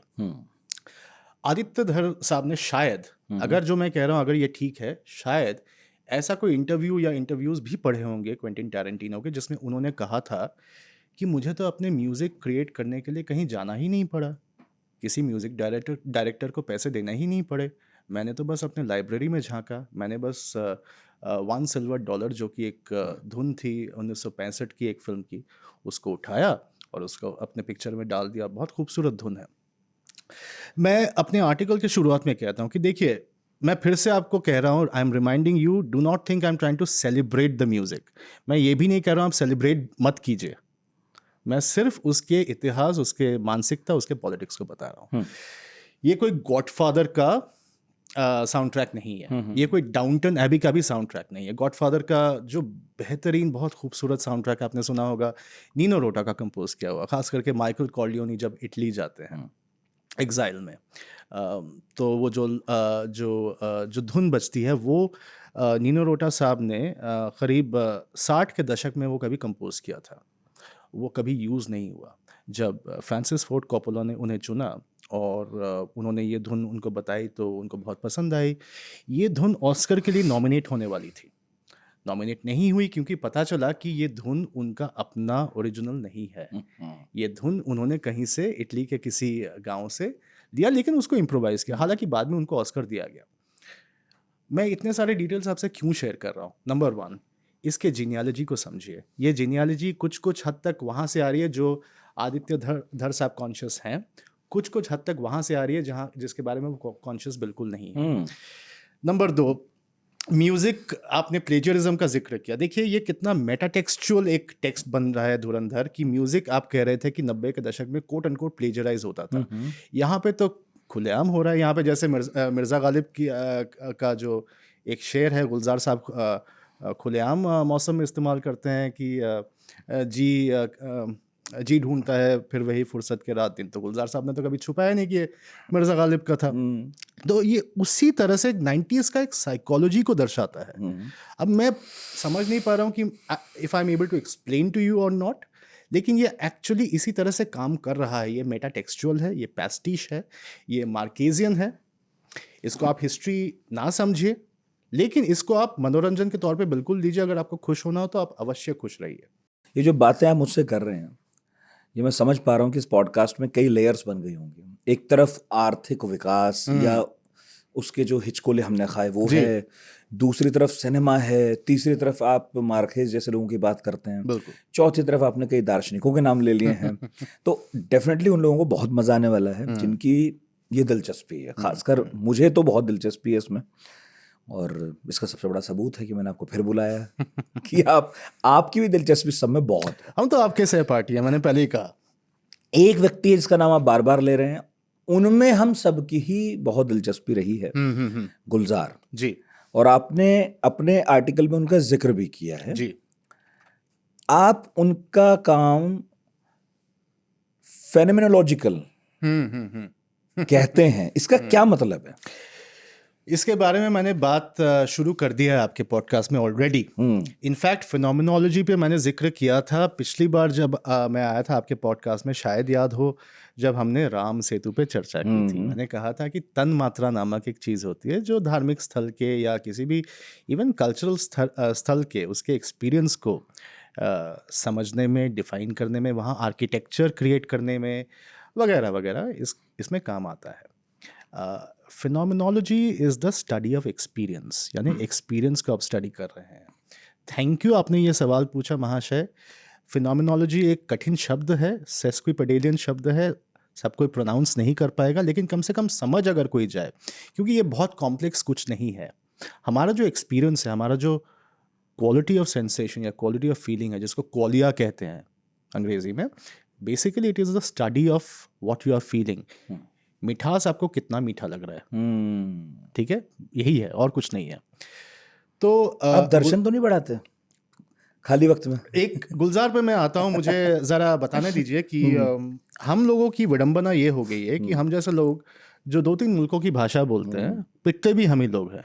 अब अभी आप हिस्टोरियंस को देख लीजिए। अब मैंने कभी जीवन में अपने आप को हिस्टोरियन बुलाया नहीं, हालांकि किताबें मैं हिस्ट्री की ही लिखता हूँ और बहुत आर्काइवल रिसर्च करके लिखता हूँ, लेकिन जब गालियाँ पड़ती है तो हम लोगों को पड़ती हैं। जब एलिट्स की बात होती है, हम उनकी बात समझते हैं, उनको एम्पैथेटिकली हम सुनते हैं और हम उनकी बातों को परोसते हैं, लेकिन जो नॉन एलिट होते हैं वो हम ही को गाली देते हैं। तो ये बहुत बड़ी विडंबना है। तो ना मैं दर्शन पढ़ाता हूँ, ना मैं इतिहास पढ़ाता मैं हूँ, तो अंग्रेजी पढ़ाता ना हूँ। मैं विज्ञान पढ़ाता हूँ। हाँ। और मेरे अंग्रेजी के छात्र कहते हैं कि प्रोफेसर साहब तो अंग्रेजी के अलावा सब कुछ पढ़ाते हैं। खैर, आपके सवाल पे मैं आता हूँ। गुलजार साहब पे ऊपर जो मैंने आर्टिकल लिखा था, उसमें एक कॉन्सेप्ट था, क्वांटम मैकेनिक्स। क्या गुलजार साहब ने क्वांटम मैकेनिक्स पढ़ा है? क्या गुलजार साहब एक साइंटिस्ट है? बिल्कुल नहीं, मैंने ऐसा कभी नहीं कहा। महाशय आर्टिकल पढ़ लीजिए थोड़ा सा, कम से कम पहला पैराग्राफ पढ़ लीजिए। ऐसा नहीं कहा जा रहा है कि गुलजार साहब ने क्वांटम मैकेनिक्स को कुछ दे दिया है। महज ये कहा जा रहा है कि क्वांटम मैकेनिक्स की जो भाषा है, महज वो एक मुहावरा है, महज वो एक इडियम है। उसको आप सच्चाई ना समझ लीजिए। वो एक मैप है, वो टेरिटरी नहीं है। ठीक जैसे कविता एक मैप होती है, एक नक्शा होता है। गुलजार साहब ने क्वांटम मैकेनिक्स के ज़रिए कुछ मेटाफर्स पॉपुलर कॉन्शियसनेस को दिए हैं, और ये कोई बहुत छोटा अचीवमेंट नहीं है। इसके लिए बहुत मेहनत लगती है, बहुत सालों का एक चेतना का ये प्रयोग सिलसिला लगता है। सिलसिला है। गुलजार साहब ने 90 को बहुत दिया, और 90 ने गुलजार साहब को बहुत कुछ दिया। माचिस फिल्म आई 90 के दशक में। आप कह रहे थे कि बहुत सारे दुर्घटनाएं भी घटी, तो वो भी एक फिल्म, एक सांकेतिक हमारे जो फिल्मोग्राफी से छूट जाता है। मोगली दिया जंगल बुक, गुलजार साहब ने, हालांकि वो रडियर्ड किपलिंग ने दिया था 100 साल पहले। देखिए long 19th century, long 90s में कैसे आ रहा है। तो मैं जो बातें कह रहा था आपको हवा में नहीं कह रहा था, मैंने भी बहुत तो मतलब लोग जो कहते हैं चीजें लौटती हैं, वो बात इससे साबित होती है। गुलजार साहब ने हमें मिर्जा गालिब भी दिया, जो भी 19th सेंचुरी के व्यक्ति हैं। और गुलजार साहब बहुत ओपनली कहते हैं कि मैं टी.एस. एलियट के कविता से मैंने 1-2 वाक्य उठाया था। Love song of J. Alfred Prufrock, जहाँ पे एक वाक्य है, द स्ट्रीट्स फ्लो लाइक और the streets follow like a tedious argument, जिनको उन्होंने हिंदुस्तानी में तब्दील किया, कहा कि बल्ली मारा कि वो पेचीदा दलीलों की सी गलियां, सामने ताट के पर्दे, क्या कहा था? उलझी हुई दलीलों से, ऐसे कुछ कहा था ना? बल्ली मारा कि वो पेचीदा दलीलों की सी गलियां, सामने ताट के पर्दे, एक बकरी के ममियाने की आवाज, एक दरवाजा खुलता है, खान असदुल्ला खान गालिब का पता मिलता है। तो ये जो वाक्य इब्तिदा के नाम से बाद में उन्होंने रिलीज किया। जगजीत सिंह साहब आए, उसमें कोलैबोरेट उन्होंने किया। खैर, गुलजार पे हम लौटते हैं। फिनोमिनोलॉजी को गुलजार बहुत बखूबी समझते हैं। वो अपने लिव्ड एक्सपीरियंस से लिखते हैं। उन्होंने ये बेझिझक कहा है कि मैं नासा के वेबसाइट से उठाता हूँ मेटाफर्स, वहाँ से मैं कॉपी करके, मतलब उसका रूपांतरण करके मैं लिखता हूँ, मुझे कोई शर्म नहीं है बोलने में। उन्होंने पार्टीशन पे लिखा है, उन्होंने बच्चों पे लिखा है, उन्होंने महिलाओं पे लिखा है, उन्होंने पुरुषों पे लिखा है, अपने आप पे बहुत लिखा है। और मेरे ख्याल से सब कुछ जो लिखा है शायद अपने आप पे और बाकी इंसानों के बारे में ही लिखा है। तो उनका जो लिव्ड एक्सपीरियंस है वो इतना डीप है, उनकी चेतना इतनी ज़्यादा विकसित है। आपको लगे कि शायद ज्ञानपीठ पुरस्कार उनको ना दे के किसी और को देना चाहिए था, ये आपकी अपनी निजी राय हो सकती है। मेरा वक्तव्य उनके क्राफ्ट पे था। साइंस का स्तर में नहीं गिरा रहा हूँ। क्वांटम मैकेनिक्स पे मैं भी चर्चा करता हूँ, मेरा अपना पॉडकास्ट है, आपको शायद मालूम होगा। तो मैं विशेषज्ञों के साथ ही मैं चर्चा करता हूँ क्वांटम मैकेनिक्स में। मैं कभी ऐसा नहीं कहता कि मैं क्वांटम मैकेनिक्स जानता हूँ। मेरे लिए वो महज एक खूबसूरत भाषा है। तो गुलजार साहब ने जब भी पानी पे कविताएं लिखी, चांद सितारों पे कविताएं लिखी, उन्होंने क्वांटम मैकेनिक्स का हाथ थामा, ठीक जैसे उन्होंने टी.एस. एलियट का हाथ थामा, ठीक जैसे उन्होंने नासा के वेबसाइट का हाथ थामा। वेबसाइट का जब जिक्र आता है तो जाहिर है .com एरा का जिक्र आ जाता है। तो 90s में ही वो .com एरा शुरू हुआ था, और तभी से आप देख रहे हैं कि गुलजार साहब के कविताओं में चांद सितारे थोड़े ज़्यादा हैं। लेकिन 80 में भी उन्होंने एक गाना लिखा था, चांद चुरा के लाया हूँ। तो वो 80 में भी तो क्या नासा का तब वेबसाइट भी देख रहे थे? I don't think. Ultimately all I would like to say that Gulzar was also just like Lata Mangeshkar, just like Sachin Tendulkar. Gulzar Saab was also a face of the 90s. और इसी वजह से काफ़ी हद तक जो हम स्लम डॉग मिलियनेयर में जो बॉम्बे देखते हैं, जो अनुराग कश्यप के ब्लैक फ्राइडे में जो बॉम्बे देखते हैं, और जो धुरंधर पिक्चर में जो बॉम्बे देखते हैं, या बॉम्बे का जो एम्बियंस हम दोबारा से जीते हैं, वो 90s के एम्बियंस से काफ़ी हद तक मिलता है. तो चीज़ें लौट के आ रही हैं, चीज़ें लौट के आएंगी. चीज़ें लौटती ही हैं. हम्म, और गुलजार साहब ने मेरे फेवरेट डायरेक्टर भी दिए. बिल्कुल. जिनकी पिक्चर को 70 के दशक में बैन किया गया था. हालांकि 90 भी बैनिंग का ही दशक है अगर आप देखें. अब मैं नाम नहीं ले रहा हूँ कुछ फिल्मों का, हाँ लेकिन 93-94 में ठीक उसी वक्त जब करण अर्जुन, हम आपके हैं कौन वगैरह रिलीज हो रहा था, कुछ फिल्में ऐसी भी थी जो बैन की जा जो रही बैन थी, हो रही थी. आपको अगर याद हो तो आप बता सकते हैं, शायद आपके नाम श्रोतागण को अगर याद हो तो वो बता देंगे. बैन का दशक कब नहीं रहा है? सेंसरशिप का बैन का तो हमेशा ही रहा. It is I think for me it is an interesting question कि टॉप डाउन बैन हो रहा है कि बॉटम अप बैन हो रहा है. क्योंकि 90 एक कोलिशन का भी एक दशक था. बहुत अनईजी कोलिशन था, बट बहुत एक्साइटिंग भी था वो. मिली जुली सरकार का जो दशक हमने देखा, 7 प्रधानमंत्री, अच्छे प्रधानमंत्री थे हमारे. हम देख रहे हैं कि बहुत सारे कल्चरल कोलिशंस भी साथ साथ काम कर रहे हैं. स्वदेशी आंदोलन भी एक किस्म से काम कर रहा है. साथ ही साथ लिबरलिज्म को बढ़ावा भी दे रहे हैं ऑपोजिशन, जो कि जिनके लीडर हैं श्री अटल बिहारी वाजपेयी साहब और लाल कृष्ण आडवाणी साहब. आप कह सकते हैं कि वामपंथी भी एग्जैक्टली हिंदुस्तानी राजनीति में अपने चरम पे पहुंचे इस दौर में. थोड़ा सा Absolutely. आगे भी मनमोहन Absolutely. की सरकार में, लेकिन हाँ, ये अनकंफर्टेबल फैक्ट है कि वामपंथी और डानपंथियों ने इस दशक तक हाथ मिला के, कम से कम अंडर कवर हाथ मिला के रखा था.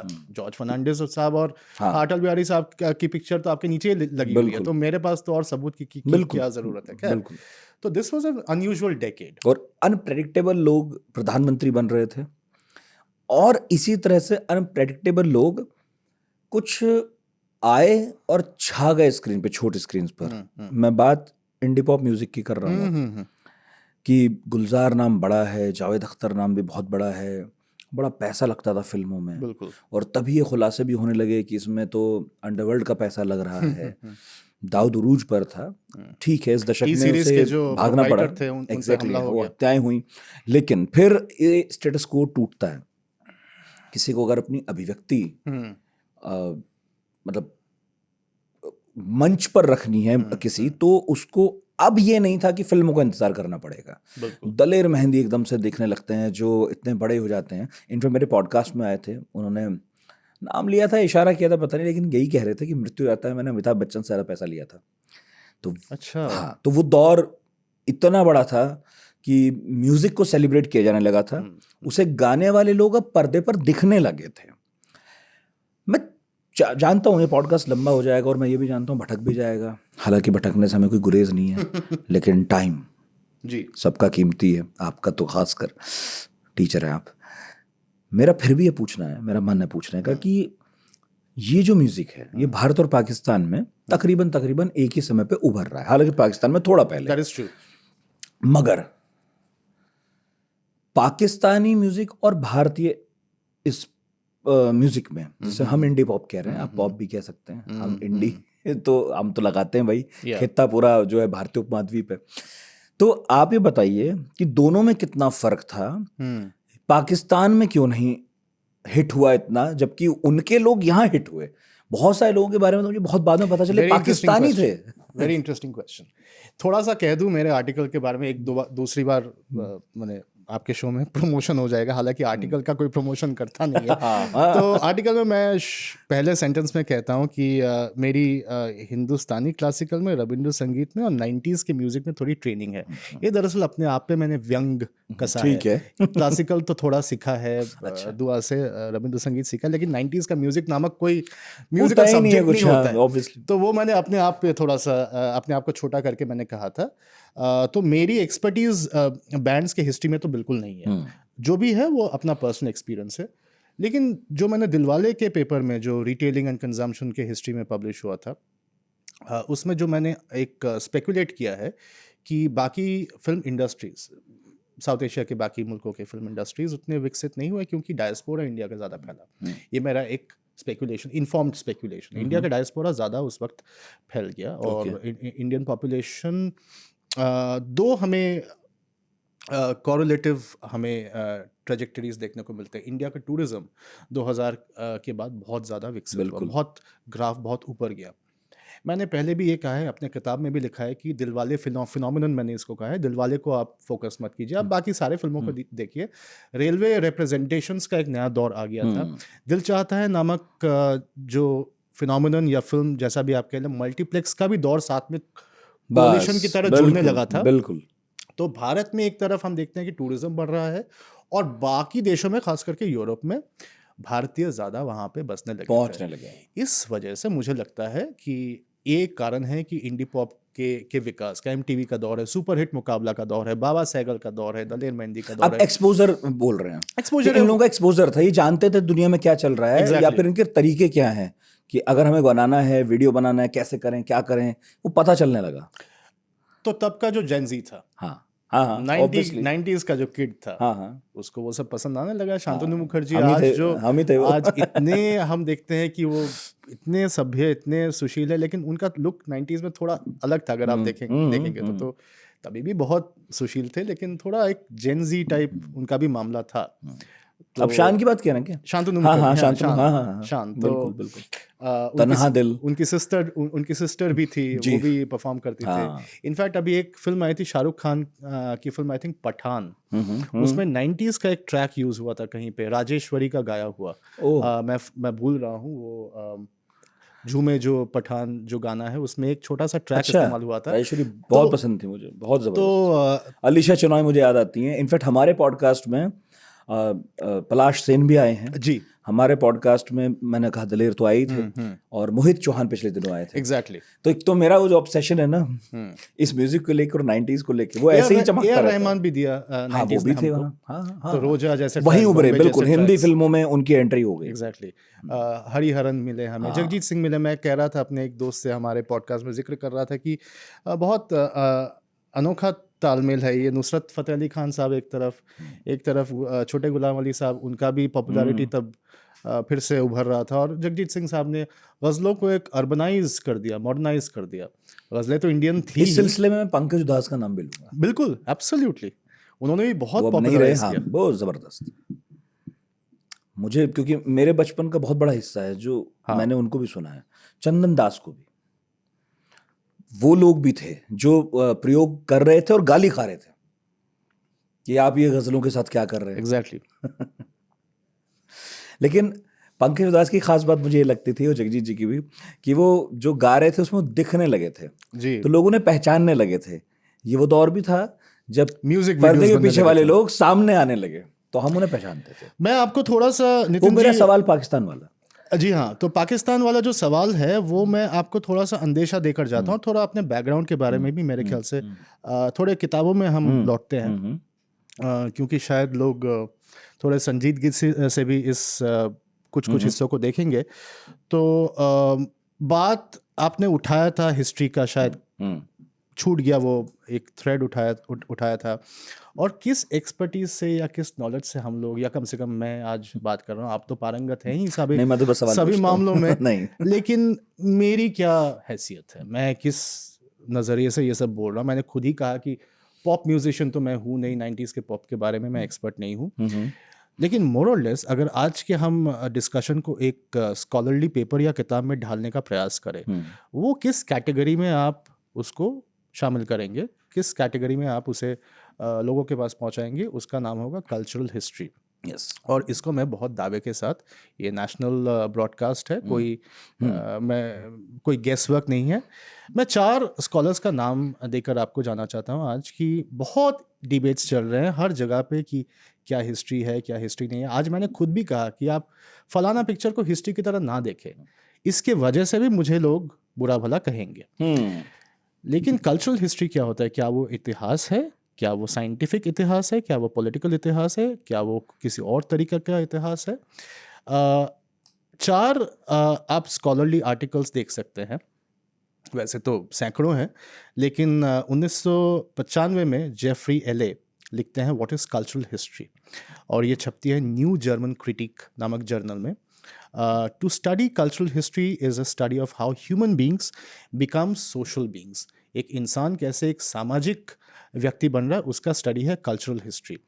2003 में पॉला फैस एक बहुत नामी अमेरिकन हिस्टोरियन है। सो is Jeffrey Eley, he is a German British historian. Paula Fass 2003 में लिखती हैं cultural history, social history, some reflections on a continuing dialogue, and this is published in the journal of social history. बहुत बड़ा journal है। वो लिखते हैं कि कल्चरल हिस्ट्री, ये एक हिस्टोरियन है जो लिख रहे हैं, cultural history teachers historians to see meaning. आपने गुलजार पे सवाल किया था महाशय, गुलजार साहब हिस्टोरियन नहीं है, वो तो पोइट के अलावा शायद कुछ भी नहीं है, फिल्म मेकर हैं। क्या उनकी कविता में आपको हिस्ट्री दिखता है? मुझे दिखता है। मम्मो के जो गाने हैं, उसकी जो कविताएं हैं, वो कौन सी गज़ल है? वो फासले तेरी गलियों के हमसे तय न हुए, हजार बार रुके हम, हजार बार चले। This is cultural history. हालांकि ये थोड़ा सा एग्जैजरेट हो गया, लेकिन इस गाने के जो कॉन्टूर्स को, इसकी नब्ज़ को अगर आप पकड़ के इसका जो हिस्ट्री है, पार्टीशन से जुड़ा हुआ, कम्युनलिज्म से जुड़ा हुआ, उसको अगर आप बखूबी समझा पाए, वो कल्चरल हिस्ट्री कहलाएगा। मैंने दो बोले, एक और बोल के इसको ख़त्म करता हूँ। एक रीसेंट आर्टिकल है सिसिलिया एप्पलगेट और पैमेला पॉटर का। सिसिलिया एप्पलगेट स्टैनफोर्ड में प्रोफेसर है, पैमेला पॉटर भी एक बहुत बड़ी स्कॉलर है। Cultural history, where it has been and where it is going, ये नाम है आर्टिकल का। सेंट्रल यूरोपियन हिस्ट्री बहुत बड़ा जर्नल है, उसमें छपा है। ये कहते हैं cultural history is one of the best ways of writing history. History कोई रोबोटिक भाषा नहीं है महाशय। हिस्ट्री को अगर आप उसमें कविता डाल दें तो ऐसा नहीं कि आप हिस्ट्री का स्तर गिरा रहे हैं। हाँ, ये बात और है कि उसमें आप ज़्यादा अलंकार डालेंगे तो वो कविता बन जाएगी, लेकिन हिस्ट्री अगर किसी को महसूस करवाने में मदद करे, इसमें कोई गुनाह नहीं है, कोई पाप नहीं है। और वो भी यही कह रहे हैं कि human societies live in symbols. हम संकेतों में जीते हैं, हम सिम्बल्स में जीते हैं, हम फैक्ट्स फिगर्स में, मैप में नहीं जीते, हम टेरिटरी में जीते हैं। तो ये थोड़ा सा मेरे ख्याल से बताना जरूरी है। बहुत डिबेट्स हो रहे हैं कि क्या हिस्ट्री है। History is not a chronology of incidents. वहाँ पे मैं सारे हिस्टोरियन से एग्री करता हूँ। मैं तो जो हमारे प्रोफेशनल हिस्टोरियंस है, रोमिला थापर मैम, इरफान हबीब साहब, अभी मीनाक्षी जैन मैम भी उभरी, आपके शो पे भी आई, इनका बहुत सम्मान करता हूँ मैं, श्रद्धा से। हमारे शो पे आई थी, राज्यसभा चली गई। बिल्कुल, राज्यसभा मेंबर बनी है, तो बहुत श्रद्धा से देखता हूँ, डरता हूँ इनसे। तो इनके पास हम नहीं आ सकते, हम इनकी बराबरी नहीं कर रहे हैं। बेसिकली आप ये कह रहे हैं कि देखिए, जो अकादमिक भाषा है वो अपनी जगह है, उसका महत्व भी अपनी जगह है। हाँ। लेकिन आप लोगों को हिस्ट्री ऐसे समझ में नहीं आती है। मैं एक और बात भी कह रहा हूँ कि एकेडमिक भाषा भी हमारे पास है। हाँ बिल्कुल। चूंकि मैं एक जबान पढ़ाता हूँ, उसमें पारंगत तो होना ही पड़ता है। तो ऐसा नहीं कि भाषा को मैं टोक के मैं हिस्टोरियन बन जाऊंगा, लेकिन बात सिर्फ ये है कि उन तक हम नहीं पहुंचेंगे, उनसे हमारी बराबरी नहीं है। परंतु हिस्ट्री लिखने के उसके मेथड्स काफी सारे हैं। हम फिक्शन नहीं क्रिएट कर रहे हैं। जो भी आज हमने बातचीत की महाशय, ये सारे फैक्ट्स फिगर्स इकोनॉमिक हिस्ट्री में शामिल है। मैंने खुद एक बिग फोर फर्म का एक हिस्ट्री लिखा है। बिग फोर है जो हम कहते हैं PwC, डेलोइट वगैरह, इसका हिस्ट्री लिखा है। रिटेल हिस्ट्री में आता है, इकोनॉमिक हिस्ट्री में आता है वो, और वो भी 90 के दशक का ही हिस्ट्री है। तो बहुत सारी किस्म के हिस्ट्रीज होते हैं। रेलवे की जो मेरी पहली किताब थी वो भी एक हिस्ट्री की किताब और आपकी एक सुंदर सी किताब लंदन की हिस्ट्री पर, जिसका इंडिया कनेक्शन क्या है वहाँ, जी, वो तो है ही। मेरा आखिरी 1-2 सवाल। एक तो ना, मेरी बहुत दिलचस्पी रही है 90 के विज्ञापनों में, क्योंकि अगेन उसमें भी बहुत तरह के प्रयोग हो रहे थे, बहुत अच्छा म्यूजिक आ रहा था, हर विज्ञापन अपने आप में कहानी था। बिल्कुल। और फिर जब हम चूंकि बड़े हो रहे थे तो एस्पिरेशंस बहुत थे उन विज्ञापनों में। यह है राइट चॉइस बेबी, है ना, ओनिडा भी था, आईवा, एक दूसरे को आईवा कह के अभिवादन हो रहा था। ठंडा मतलब कोका कोला। हमने उसमें सचिन देखे, शाहरुख देखे, आमिर खान, हाँ आमिर खान देखे, और वो जो कुछ उस एड में कह रहे थे, कोई एक लाइन, और हमने, सॉरी माफ कीजिएगा नितिन भाई, काट रहा हूँ, हमने एक FMCG एडवर्टाइजमेंट्स पे मैं बोलना चाहता हूँ। FMCG बहुत बड़ा हिस्सा है। FMCG मैं इस्तेमाल कर रहा हूँ ये शब्द क्योंकि ये टेक्निकल है, है तो वही है एडवर्टाइजमेंट। एडवर्टाइजिंग में आप बेचते क्या हैं? आप साबुन हाँ बेचते हैं, आप हाँ पेन बेचते हैं। रेनॉल्ड्स के पेन के कितने एड्स आते थे, जेल पेन आया था तब हाँ, शायद पहली बार हमारे एडजेल आया जीवन। था, एडजेल आया था, पायलट पेन सबको अच्छे सोनी लगते थे। एरिक्सन आया था जो यहाँ पे छुप जाता था हथेली में, दिखता नहीं था। तो ये सारे शायद फोन एफएमसीजी में ना आए, और लेकिन मैगी की क्रांति थी अपने मैगी की आप में क्रांति बहुत थी। बड़ी। केचप आए थे, जाम आए, एग्जैक्टली। खाते थे लोग वही किसान। तो प्रोजेक्टेड एफडीआई में मैंने जैसे कहा कि एफएमसीजी तक का रियलाइज हुआ था, बाकी चीजें रियलाइज नहीं हो रहे हाँ थे। हाँ तो इसीलिए एफएमसीजी पे, फास्ट मूविंग कंज्यूमर गुड्स पे ज्यादा, सबसे ज्यादा फोकस था। मैं आपको एक पर्सनल एक्सपीरियंस कह रहा हूँ, स्टोरी है, कहानी की तरह सुन लीजिए, इतिहास मत समझिए इसे। तो जिस दुकान में मैं एक किरदार था कभी बचपन में, वो दुकान में लोग तो हमारे यहाँ चीज़ें देकर जाते थे लोग, सफल का, कोक, पेप्सी के नए नए जो कि भैया बेच बॉटलिंग। देना इसे। तो एक डेयरी प्रोडक्ट बेचने वाली कंपनी का एक नया प्रोडक्ट रिलीज हुआ, तो वो चॉकलेट का एक नया पैकेजिंग था, और उसका नाम लेने से मुझे लगता नहीं कि कोई दिक्कत होगी, क्योंकि वो नाम अभी विलुप्त हो चुका है। उसका नाम था मिठाई मैजिक। ओके, मैं कंपनी का नाम नहीं बोल रहा हूँ। ठीक ठीक ठीक। तो लोग हमारे दुकान में आए और हमने उनको, या मैंने उनको परोसने की कोशिश की। लोग खरीदे नहीं। उन्होंने कहा क्योंकि ये एडवर्टाइजमेंट में नहीं आया है, मतलब ये एग्जिस्ट नहीं करता। ओहो, यानी आपकी किताब निकल चुकी है, चूंकि सोशल मीडिया पोस्ट नहीं आया है तो वो किताब एग्जिस्ट नहीं करता। तो एडवर्टाइजिंग का इतना ज़्यादा पकड़ था, और वो जो जिसका जिक्र किया, जिस चॉकलेट का, वो चला भी नहीं। वो 6 महीने बाद भारत से उस कंपनी ने हटा क्योंकि लिया, विज्ञापन ठीक से नहीं हुआ। क्योंकि विज्ञापन ठीक से नहीं हुआ। अब विज्ञापन क्यों ठीक से नहीं हुआ, क्या उनके अपने इंटरनल कैलकुलेशंस थे, ये मुझे नहीं मालूम, आज तक नहीं मालूम। लेकिन होता है, शायद कोई नया प्रोडक्ट आता है जिसको आप एडवर्टाइज उतना नहीं करते। एडवर्टाइजिंग की बात की, इसीलिए दिलवाले का जिक्र आ रहा था। कोक, पेप्सी बहुत हमारे एवरीडे लाइफ का एक हिस्सा बन गया था। थम्स अप जो एक थम्स अप, इंडियन ब्रांड था, यस। जिसने कोक और पेप्सी को टक्कर दे दी। हाँ हाँ यहाँ तक कि थम्स अप को बहुत एक भारी रकम दे के कोक ने खरीदा यहाँ जी, पे। वो थम्स अप ने, पूरी एक लड़ाई है। मैं चाहूंगा लोग उसे ढूंढ के पढ़ें और इनफैक्ट सुने। उसका बहुत खूबसूरत आर्टिकल है जो मैंने कोट भी किया, इकोनॉमिक एंड पॉलिटिकल हिस्ट्री में 1997-98 का एक आर्टिकल है, जो मेरे दिलवाले के पेपर में भी मैंने साइट किया है एट लेंथ उसे इस्तेमाल करते हुए, कि कोक और पेप्सी ने मोर और लेस हमारे लिबरलाइजेशन को मोनोपोलाइज किया, हमारे जहन में। इकोनॉमिकली किया कि नहीं ये बात नहीं कहा जा रहा, हमारे जहन में लिबरलाइज किया। नथिंग ऑफिशियल अबाउट इट आज तक। इनफैक्ट मैंने जो पॉडकास्ट एक चैनल शुरू किया, उसमें भी अनऑफिशियल शब्द मैंने डाल दिया, क्योंकि वो एडवर्टाइजमेंट अभी भी जहन पे जहन में हावी है। आखिर में मैं एडवर्टाइजिंग के बारे में यही कहना चाहूँगा कि वो भी अपने आप में एक सिनेमैटिक और पॉलिटिकल टेक्स्ट है। तो एडवर्टाइजिंग को भी आप पॉलिटिकली देखना शुरू करें। अरे वो एडवर्टाइजिंग को कभी एग्जैक्टली, हाँ बिल्कुल। न्यूट्रली और मत लीजिए। उस दौर के जो एड मेकर से बाद में वो सिनेमा बनाने के लिए आए भी, और वो बिल्कुल बड़े लोग हो गए। बिल्कुल। आज तो उनकी किताबें उपलब्ध हैं और हम पढ़ सकते हैं कि वो किस दौर से गुजरे, क्या उनके जहन में चल रहा था। जो एड्स उन्होंने बनाए, जिनका हमारी जिंदगी में नॉस्टैल्जिया में एक बड़ा महत्वपूर्ण किरदार है, वो कैसे उनके जहन में आ गए, वो उस टाइम क्या कर रहे थे, बैकग्राउंड क्या था, बहुत इंटरेस्टिंग है वो पढ़ना। और कभी हो सकता है तो कभी विज्ञापनों पर एक खुली बात करेंगे। आखिरी सवाल, हमने बहुत सारी बातें की, तो अब मुझे बताइए कि क्या किसी मुल्क की पॉलिटिकल सिचुएशन देखकर ये आइडिया लगाया जा सकता है कि अब भविष्य में इस देश में कैसी फिल्में बनने वाली हैं, समाज में कैसी फिल्में और आने वाली हैं, लोग क्या देखने वाले हैं, और क्या फिल्मों का, म्यूजिक का तो पॉलिटिक्स से रिश्ता है ही, है ना, लेकिन अब ये रिश्ता और गहरा होता जाएगा क्या? बहुत कठिन सवाल है, और इससे मैंने सोचा भी था, और ये सवाल मुझे नहीं लगा था आप ऐसा कोई सवाल पूछेंगे। जितना मुझे पता है इसका जवाब, जितना मैं समझ सकता हूँ, कि I can't answer that question. However, मैंने पठान का जिक्र किया, सिर्फ धुरंधर पे बात नहीं, पठान पे भी बात हुई है, ठीक है, दोनों पिक्चरों पे हमने बात की आज।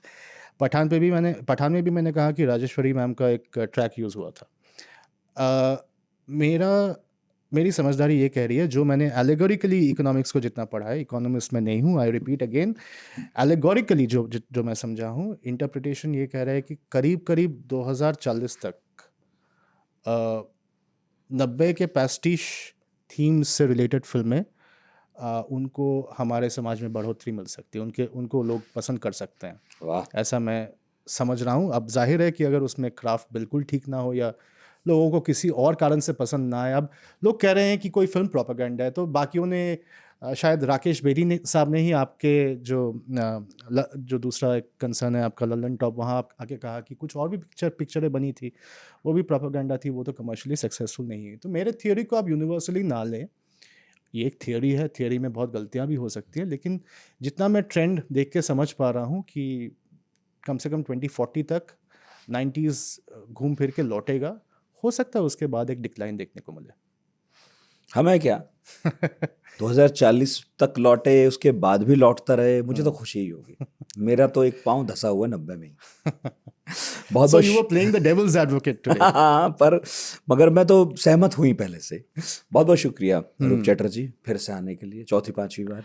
Thank you. एक हमारे जो बेहतरीन प्रधानमंत्री साहब थे, उनको एक छोटी सी श्रद्धांजलि देना चाहूँगा, क्योंकि 90 से ये यादें बहुत जुड़ी हुई हैं, और शायद इस गाने के साथ 90 का एक पड़ाव ख़त्म होता है, और वो गाना है क्या खोया क्या पाया। तो ये एक बहुत अनयूजुअल कोलैबोरेशन था। शाहरुख खान साहब थे, अमिताभ बच्चन साहब थे, जगजीत सिंह जी ने कंपोज किया था, गाया था, और प्रधानमंत्री साहब की कविता थी। तो 2 पंक्तियाँ गा के ख़त्म करूँगा।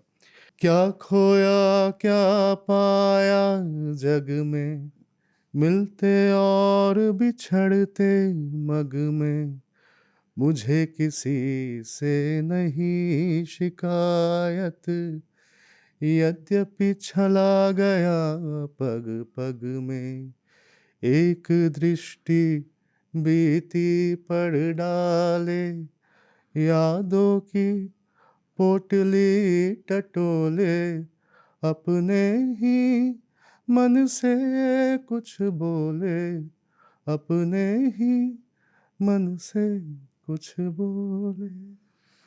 बहुत सुंदर। वाजपेयी साहब का नाम ले लिया पर आपने, बोलिए किसको श्रद्धांजलि दी आपने? ओ, अटल बिहारी वाजपेयी साहब, ऑब्वियसली। आपने कहा एक प्रधानमंत्री, इनका बताओ तो कौन। आज हमने बहुत सारे प्रधानमंत्रियों की बात की, जी जी जी, यूनिक थे वो। बहुत बहुत शुक्रिया सर आने के लिए। Thank you. बहुत धन्यवाद।